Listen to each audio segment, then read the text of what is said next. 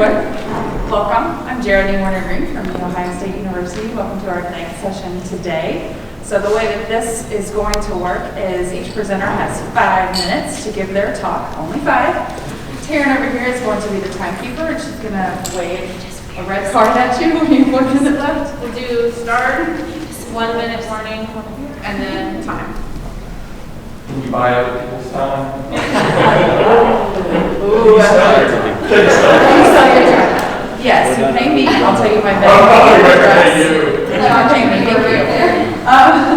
We will do a Q&A session at the very end. So we'll just do each presentation and then do the Q&A at the end. So go ahead and take notes as you go so you don't forget the questions to ask our presenters. Okay? Any questions for me? All right, well, we're going to get started with Dr. Scott Scheer, talking about taking control of your time, in this case, 5 minutes, during a global pandemic. All right. Yes, please. Thank you, Dr. NG. This topic is very appropriate. We're going to accomplish a lot in just 5 minutes. But anyway, Kellie Sparrow, good afternoon. Greetings on behalf of myself and Kellie Claflin, colleague at Ohio State University, who's not able to make it, but she sends her greetings and well wishes. All right. The main objective here is really for us to increase our knowledge about how we can better manage and control our time.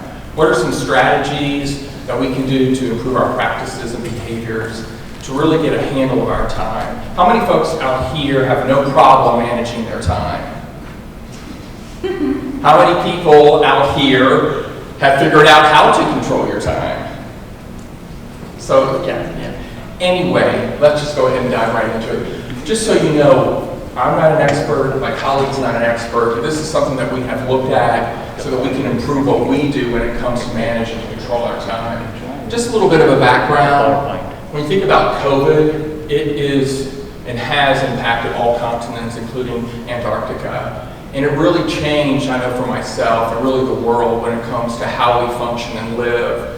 If you're working at home, sometimes you put in so much time, it's different than going into the office. And so that's why this topic is really so appropriate. We need to strengthen our international AAAE programs more than ever, and we need to do that. One of the ways is to be productive as best as we can as we manage our time. And then just there's so many demands, right, that came up through COVID when it came to working virtually or hybrid. That's very important too. So, yeah. All right, just some basics about time management, and that being busy does not mean being productive, right? We can just do things, and when the day's over, you're like, what have I done? And so that's just important to understand. It's okay to say no. Even for folks that are in new positions, it's still okay to say no. You can't do everything. Okay to not be okay, seek help. That's very important. You can't do it alone. And then think about managing your energy, all right? Sometimes it's not at the end of the day to do something, maybe it's at the beginning, okay? So this presentation really focuses on 2 areas of managing our time. Time boosters and time busters. Time busters are what hurt us, time boosters are what help us with managing our time. All right, here's some time busters. Multitasking. How many of you all like to multitask? Are you good at it? The research shows if you're trying to do email, write an article, that's not the best way to do it. It's better, and I know I'm guilty too. It's better to work on one, move to another, so keep that in mind. Distractions. Distractions vary from person to person, right? Emails, pets, family, friends, you know it. Be careful with your own distractions. Lack of boundaries, especially if you're working at home. The front doorbell rings, and before you know it, you're interrupted, right? Think about your boundaries. Even at the office, too. Working at home guilt, sometimes we don't have those boundaries because we're like, I'm working at home. I need to work longer. No, you still need to be productive in a certain amount of time. You can overdo it. That can be counterproductive. Snack attacks. This one is really my own research. I know when I was working at home, whether it was Doritos or peanuts or whatever, be careful with the snack attacks. I guess this is really for me. Does anybody have a snack attack issue when it comes to time busters? All right. Very good. Okay, so time boosters are really what can help us manage our time. You might be saying sleep. I've got to work. I don't have time for sleep. You need sleep, though, to be productive in the amount of time that you have during any given day. How many minutes is that? 1 minute, okay. All right. Regular schedule is very important. Keep a regular schedule. The Pomodoro technique is, there's different apps for that, like Focus Keeper. You might want to try that. Maintain physical activity is important. Be kind to yourself. Let's look at timing just real quickly here. Lark, owl, third bird. Lark are those folks that like to get up really early. That's me. I don't like to. My body just does it. Owls, folks that work late at night, very productive. Third bird would be the folks in between. You can figure out your time. Like for me, I usually go to bed at 10, I get up at 5. That makes me a lark because half of that is 1:30. You can look at that, okay? And so depending on the time of the day, that is when you can be most productive in spending your energy. Okay, next please. Here's a matrix that can be helpful. If you look at the x-axis, you're looking at urgency. The y-axis is important. Really, quadrant 2 is the sweet spot. Think about quadrant 2. Okay, next slide, please. The bad news is time flies. The good news is you're the pilot, right? So take control of your time. Think about the time boosters and how to manage those time busters. Thank you. That's Dave Kimball, and this is Kellie's dog Dewey. So, all right. Thank you for not giving the shepherd's crow.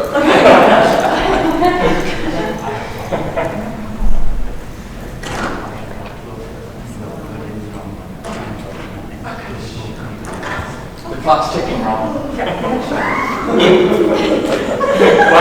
did you say? I said the clock is ticking. No, I'm joking. Not for me. Not for you. Please shoot me an email.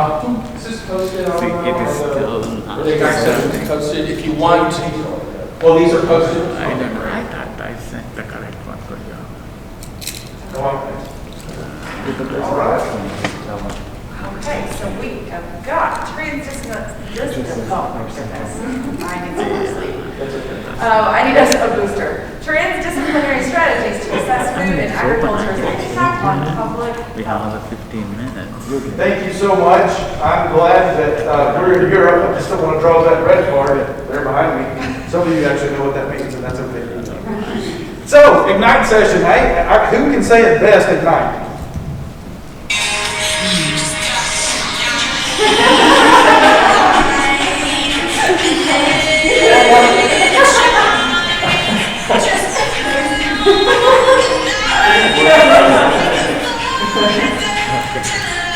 No more questions. So, the Ignite session. Congratulations, by the way. You all made it. You made it. Give yourself a hand. You made it.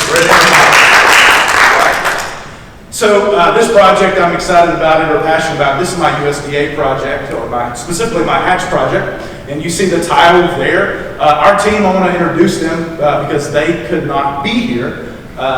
Chin-Ling is a former agricultural extension specialist in Taiwan, a doctoral student with us at Texas A&M. Martin Mulkerrins is a doctoral student at Galway, getting ready to be the handball coach at Texas A&M and a collaborative scholar in our department. And so this is a particular lens that we're looking at, our topic, the adoption of, or the impact, basically, of food and agriculture on public health. So, I don't know about you, but when I was coming to Greece, or knew I was coming, there were some staple foods that I wanted to make sure that I had in Greece. So I'm not going to tell you my answers, but I want to hear your answers. When you knew you were coming to this country, what were some of the things that you knew you wanted to try? Feta cheese. Feta. Enchiladas. Yes. Very good. Anyone else? Tzatziki. Yeah, absolutely. Can we not make that in the United States? That's phenomenal, right? Anyone else? Give me one more. Buffalo milk gelato. Say that again? Buffalo milk gelato. Okay, buffalo milk gelato, right? So you had pretty much an idea of what you wanted to try when you came here. Separate question, but related. How many of you have at least hiked, experienced something natural, went up hypothetically a lot of steps to get to something? Any hands with that? Right? So we're pretty much immersed in this culture. So whether or not we know it, we've experienced food and health almost pretty much every day. And we did here, even though we're at a conference. So our perspective project is we're trying to build holistic relationships, not just in production agriculture, but also with public health, hospitals, and all the other groups that you see on your screen. This large international societal issue, if you believe in the Sustainable Development Goals, it's goal 3, about healthy living. So it's international wise. If you're not from the U.S., the United States spends billions with a B on healthcare costs annually. That is not slowing down. So if you read some of the current literature on this topic, people have identified the role of public health expenses as a national security threat to the United States of America. And it's not getting any better. Next one. So with that, these are the objectives of Dr. Scheer did a great job about looking at that. Man, that's really close to me. I got to step out here, Dr. Scheer. But I got to ignite. Your eyes are better. Yeah. So we want to assess the impact of both food and agricultural sciences on public health. An example of that could be, how much time About 1. oh, that's awesome. Specifically, not just from an animal side or a plant-based side or a non-meat side, is we're trying to understand what is examples of food and production ag's impact on public health. Now, and I'll be honest, there's some things that I love to have, like we talked about snack attacks. You know, I didn't raise my hand. You know, you were shaming me, right? But Dr. Scheer and I go way back. I'm just joking. Yeah. But I think about this quite a bit because personally, I have my own issues with this as well. So when I get stressed, I have some go-tos, like most people do. All of those go-tos are not good for me. Second objective of this project is to measure program impact from the collaborative experience between public health experts and biological and social behavioral scientists and colleges of agriculture. And lastly, as you see there, our objective is to develop a transdisciplinary set of collaborators. If you're wondering why that is because my good buddy Dr. Shin always says, many of us together can do much more than any one of us alone. Thank you.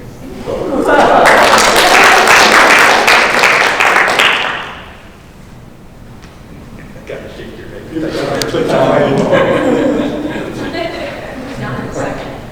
Oh, was it? He taught me about time.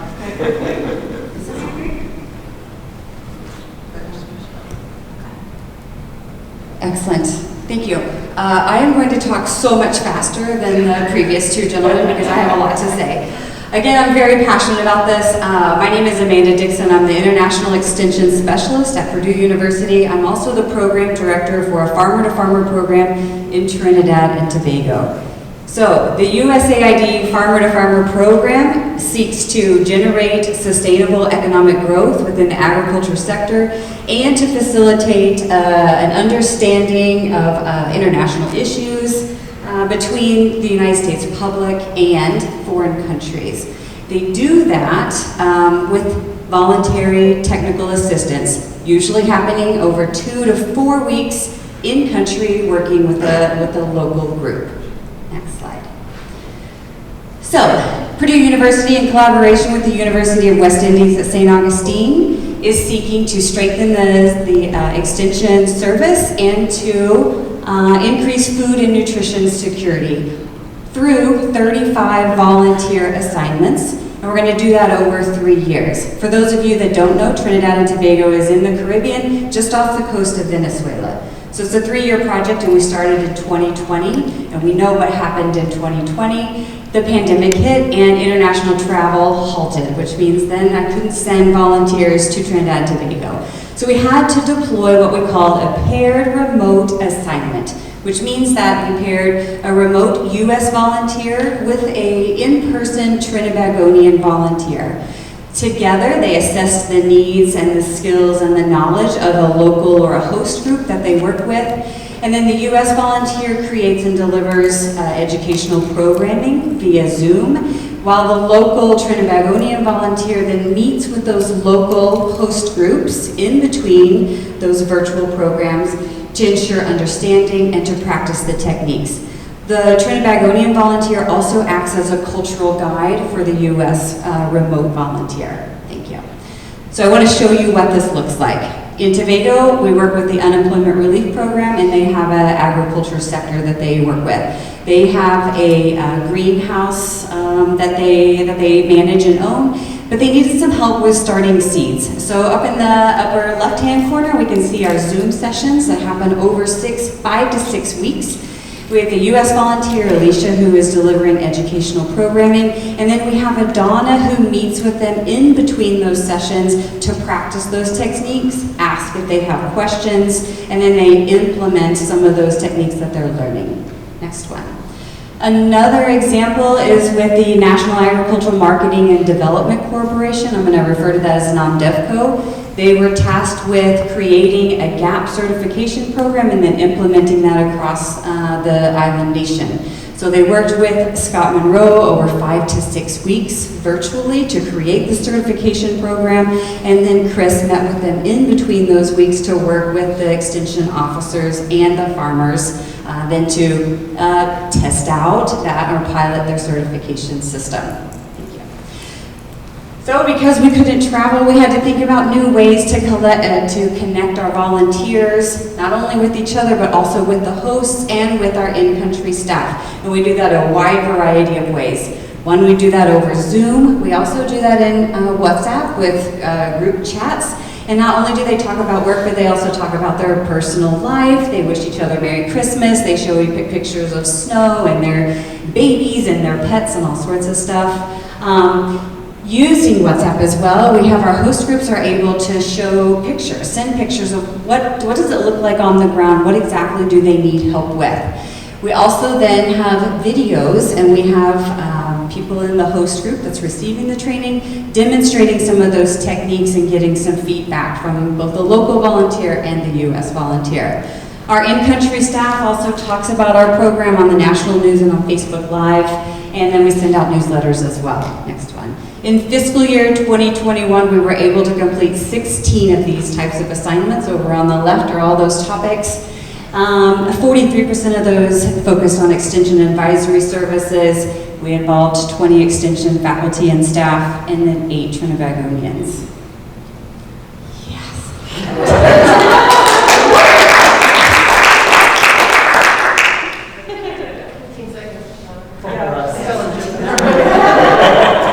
I'll sell my time.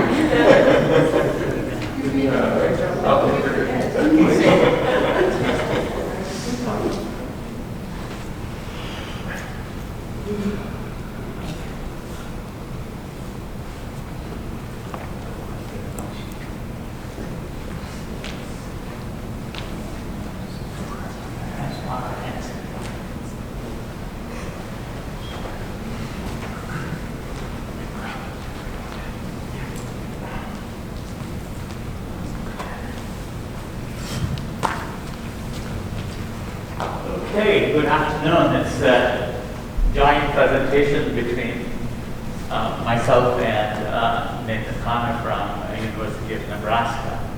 And I believe several of you have heard about Sustainable Development Goals, SDG for short. There are 17 goals which was agreed upon by all the countries in the United Nations in 2015. Their purpose is to provide to all the countries, especially higher education, a shared blueprint for peace and prosperity for people and the planet now and to the future. So that is the goal, and at its heart is the 17 Sustainable Development Goals, which are an urgent call for action by all countries, both developing and developed, for a global partnership. In this Ignite session, we are going to talk about briefly the 17 goals, especially most important to our discipline and our professional organization is goal number 13, partnership for addressing critical issues around the globe. Next. And as you can see here, some how we can come together to, especially partnership for goals is a critical component and call for collaboration. What I'm suggesting is our group plus our sister institutions, AAAE, NACTA, and other AIAEE, if you want to call, can also work on abundance of possibilities that we have to address critical issues facing both developed and developed countries, and we can learn from each other. So my thinking is to start a capital interest group so that we have somebody to lead and go from there. Next slide. And you can slice the whole 17 goals across our land grant functions, teaching, research, and extension. Across on the left-hand side, you have disciplinary collaboration, you have institutional collaboration, you can have scope, country, region, etc., and all those, I have put all those together. So we have broad opportunities, broad collaborative efforts, and then you can go from there. Nathan? Yeah, okay, so here are the 17 goals. We don't have time to go over each goal today, but I want to draw your attention to number 17, partnership to achieve the goal. That's one of the areas that we think the organizations could form working groups for grant work and future research and other types of collaboration, because it's more overarching and it can hit multiple goals of all of these. And then different groups could go further into individual goals. Like Dr. Strong already mentioned, he's working on, which one did you say, Robert? Number 3? Number 3. So others would have interest in different goals, but as our organization, 17 would kind of encompass everyone, is our thinking. And then here, we're just breaking down the goals again. We've grouped them into teaching, research, and extension, so it's easy for us to see where individually or groups of individuals could fit in to form projects, create projects, write grant proposals, conduct research, or even develop classes, and how we can implement these goals into courses that we teach at the undergraduate or graduate levels. So you see goals 1 through 4, 11, 12, 13, 15, and 17 are teaching. Then we have several goals under research and several goals under extension. But you notice that goal 17, the collaboration, fits under teaching, research, and extension. And then this is just kind of a call for action. If we have people interested, Rama and I would like to form groups that we could have contact lists of people that are interested in moving forward with projects that could address some of these goals. And I think that is it. You got 30 seconds. I'm done.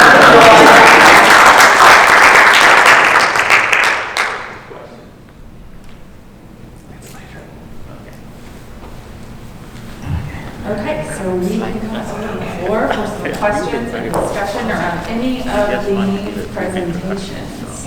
So, is it possible to pull the presentation back up? Our presentation? Or the two, it doesn't matter if not. I think it would just be easier to ask if it's on. Sure.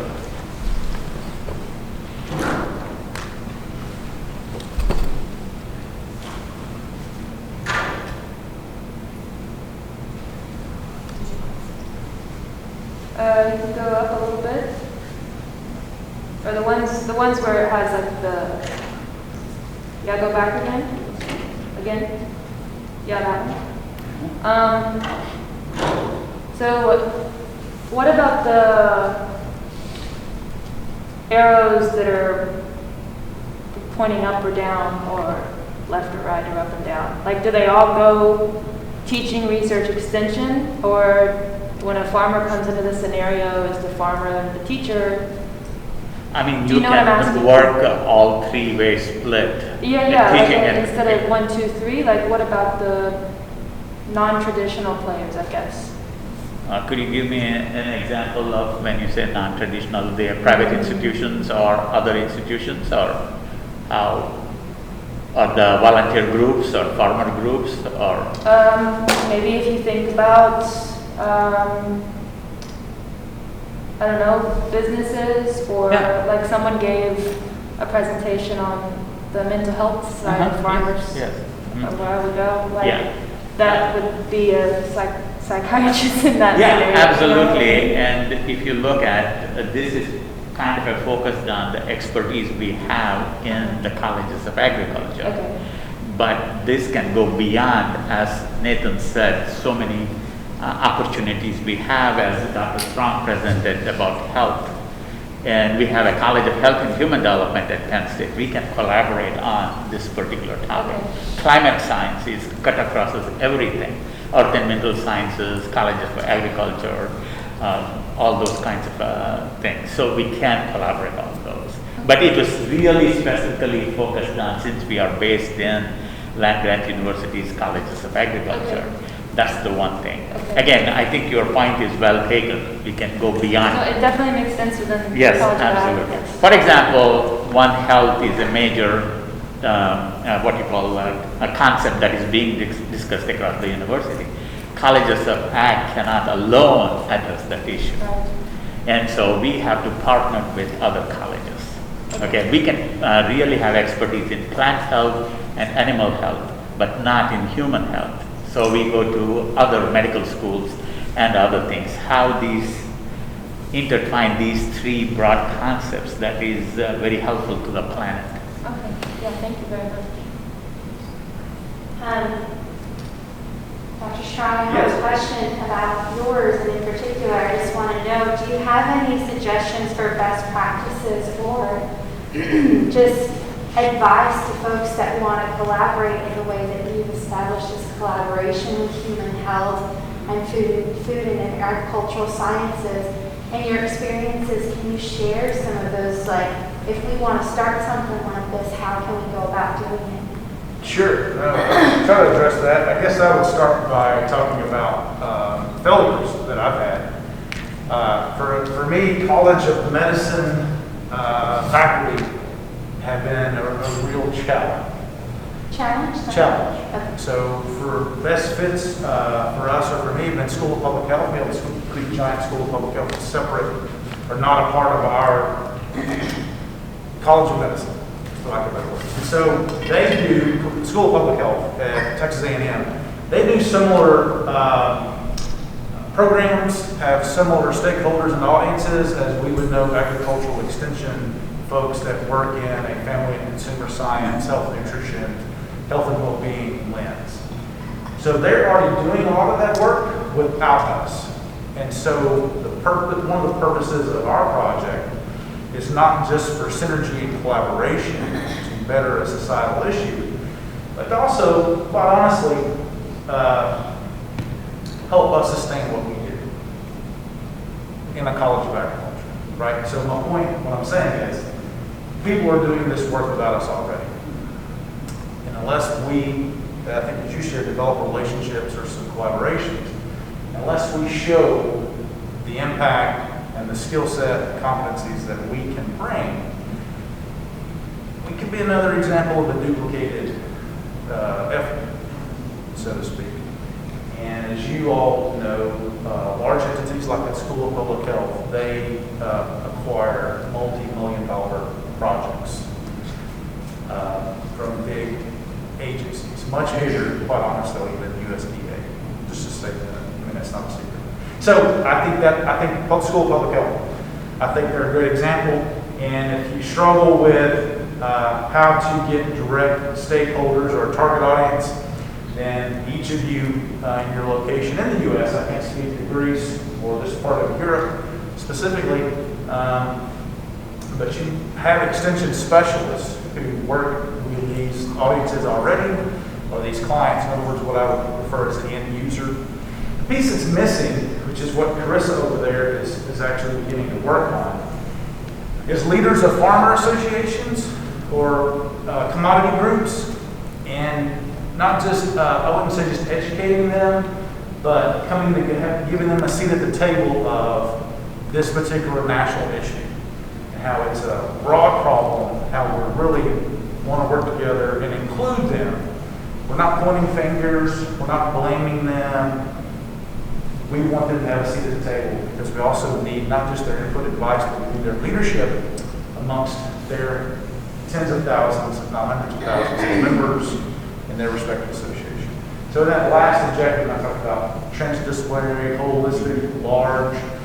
It takes a village, and so that's what we're attempting to do. And just to piggyback on what Dr. Strong said, the impact COVID has on the colleges is so tremendous or so high. Public health, as he mentioned, is an easy group to work as compared to College of Medicine, but still they all came together to this critical issue that is facing the country and the globe. And so that's where, again, of course, as he said, they all have 5-10 million grants and they would not see an eye to eye when we say little things. But as he pointed out, they are seeing the value of our, especially extension programs with grassroots connection, dealing with community and all those. In that sense, they have been a kind of an eye-opener. Hey, there is a source next door, why do you have to go somewhere else? So.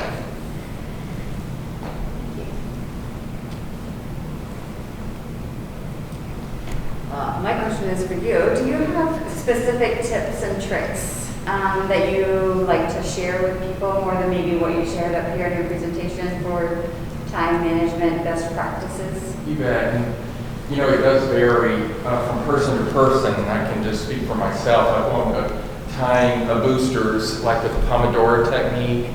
I know if I'm having a day, even though I might have it planned out and it's not going well, I often go to that. And there's different apps, ones like Focus Keeper.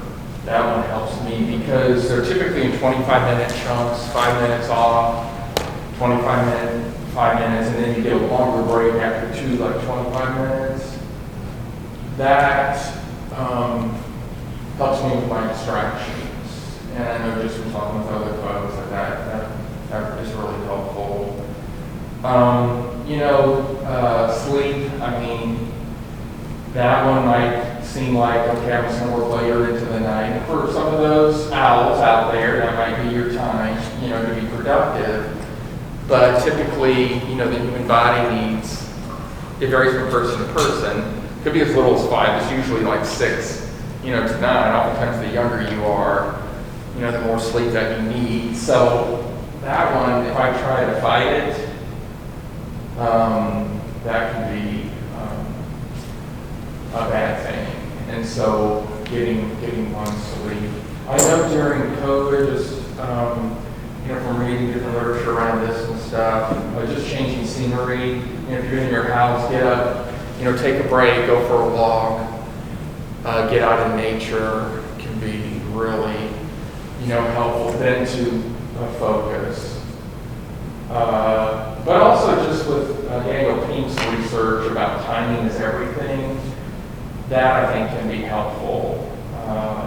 So if you need to be creative, depending on if you're a lark, an owl, or third bird, you know, try to go during that most productive time. Again, for me, it would be really right away, I mean, after I get going. Because later in the day, you know, I can do email, but if I'm working on an article and I'm not just 17, it's not going to be good. You know, so those are a few. Yeah. I have a follow-up question to that. I really appreciated your presentation, and I think like a lot of people during the pandemic, I found myself just working all the time. Yes. And just didn't have, not necessarily more productively or efficiently, but just didn't have those clear delineations of my schedule. And I think for a lot of people across different industries, as we're sort of reacclimating into like hybrid situations or back to the office, there's this sort of negotiation process happening with employers where I find myself, if anything, like pushing back more on my personal time in a way I never have. Yes. But what do you do, what kind of advice would you give in a situation where like there's still that sort of expectation for you to be working around the clock or be putting hours in? I think that pushback is good. I mean, you know, again, depending on your supervisor and stuff, but clearly what we seem to find is that folks are working more. So employers, the boss folks, were really doing well because, you know, you wake up, you do your thing, before you know it, you're working. You might get up to do some laundry, you're like, oh, I'm doing this. But I mean, laundry you might just throw that in. And then before you know it, it's 5, you keep going, at 6, 7. And so those boundaries, the boundaries piece is important. Try to set times, and again, it depends, I guess, on your position, but with emails and stuff, it doesn't need to be after hours, you know what I mean? And then folks realize that from you. Now, if it's an emergency, that might be a little bit different. I have colleges, I think it's wonderful. When it's the weekend, it's the weekend. And that's how it should be. I try to do that. And even with emails at times, if you feel like, okay, I've got a second, you got to, again, be careful about, working. Sometimes you can just even save things into a draft, look at it again, and respond during that work time. Because before you know it, they might say, oh, I know, you'll respond at midnight. That's not good, So that's just something to be cautious with. But the pushback, in a collegial kind of way about boundaries and the work time is hard but important to do. Schedule send is a godsend. What's that? Schedule send. So if I'm like a psycho emailing at 2 a.m., but I'll schedule send it at 8 a.m. Gotcha. I think those are good conversations to have within work units. Oftentimes, leaders are setting that culture, and I think you mentioned like your supervisors one just like all in all the time for hours. And so then that's, people see that and they're like, oh, that's what I need to do in order to be successful. But if you're able to have those conversations to say, people are going to work differently and you've got to protect your time, everything takes time. I think we talked about it at one of our department meetings. I said, can we start making meetings last 45 minutes or 50 minutes and recognize that people need some time to think between things? Do we even need to meet about certain things? Like email do it. Yeah. That's right. But I know just from talking with some folks here, if one supervisor is texting or sending an email and it's midnight, that's hard because that's what they're doing and they're your boss. But that's where that conversation is like, this is when I sleep, that kind of thing. But again, when it's one supervisor, that's where that conversation is so important. But yeah, COVID is complicated, there's no question. I wonder if I could share something from a personal perspective. I talked to some of you. I have left academia, and a lot of it was because I was doing 55-hour work weeks and then taking the work home for another 20 hours to try to problem solve in the spare time, and that constant sense of you're not doing enough, which was having to do with psychological issues of my own, right? I now push back at my new job, even on the founder of the company. I'm so busy. Don't put that into the culture, right? Don't put that into the culture. And we're starting to see emerging research that says the optimal amount of time for a human being to work in a week is 35 hours. Yeah. So we got to start taking, I think academia would be the best place to take the research and push it up the chain. You're talking about like Daniel Pink's, work about timing breaks. And again, he talks about, to be productive, you got to take breaks. Yeah. And don't expect to keep working through the night and feel like you're going to do a lot. It starts to compound, right? With stress, and those kinds of things. And then before you know it, it's too much. And I'm much more creative now. Exactly. Spaciousness. Yeah, creativity is an interesting thing, and usually your mind needs to be in a good place for that to happen. Yes. So how much, though, is culture an extraneous variable on this? Think about the culture we're in. I'm not sure anyone here is from Greece, right? But if you travel much of Europe, there's obviously a pretty big difference, just even on that continent, which is also a very big difference in the U.S. culture. So, I don't have an answer. I was just think about it. It is. Right? Or from country to country, or university, or extension office, or NGO. That's right. And if it's really not good, I think it's very healthy to say, okay, I'm not going to be in this, type of environment if I can't, negotiate, some changes. I guess just one of the things I was going to say, you think about time. I mean, really time. I mean, we're here in the big picture, not that long, right? And so, I mean, to be present is so important. And if one's, going, that makes it so difficult. And trying to take back one's time, is just as important as controlling or managing our time. I have to work on it every day, so, yeah. I'd love to also know your thoughts on phone use aside from social media, email stuff, but also just in general, the constant need to be available to contact. Reading a book right now called The Common Rule about our weekly and daily habits, and they recommend, they say that at least an hour a day with your phone, not even on do not disturb, but off. Yeah. There's a tension there of what if I need it? Most of the time, 99% of the time you're not needed. It's okay for an hour. So good. These are great points. I mean, it's that FOMO, right? Fear of missing out, and it's when these things, but it's still here. So yeah, that is a big challenge. Put it on do not disturb, turn it off. When there's emergency, there's ways for people, again, to reach you. That's quadrant, well, there's a lot in quadrant 4 where it's not urgent, it's not important. So cat videos, social media, just whatever. I mean, it's okay to take a break, but you don't want to miss that post on Facebook, right? But in the big picture, it's not important, it's not urgent. And so there's only 24 hours in the day. You need to put in your sleep time, right? I mean, how many of you all need 6 hours of sleep?